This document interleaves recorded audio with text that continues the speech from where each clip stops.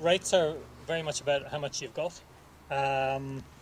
But like anything else, there's upper limits, so you can overdo it as well. You can over-apply compost the same way as you can over-apply any other nutrient. But look, in practical terms, anywhere between 1 and 7 tons to the hectare is going to see a benefit, and obviously the more you can put on, if you're putting on 7, you're going to see benefits earlier than you'll see if you put just 1 on. I think one of the important things to remember, though, if we're talking about this, we're not talking about putting on compost as a one-hit wonder, or a feel-good thing to say, oh well, I've done that for my soil, now things will be right. If you're going to do this, you kind of need to keep it up, and it represents a change in the management practice.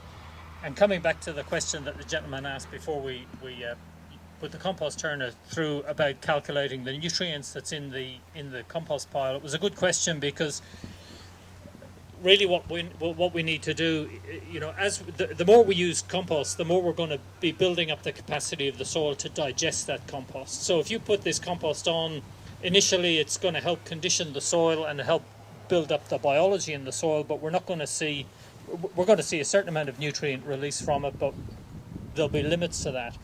But as time goes on and you build the biological populations up in your soil that are conditioned to breaking down this material, they're going to start releasing the nutrients from this material sooner. So you need to start factoring in what nutrients you're getting out of the compost and what nutrients you might need to top up with inorganic fertilizer. So soil testing is really important. You need to know what condition you're starting off with, and also some analysis of the compost will tell you what kind of nutrients are in your compost and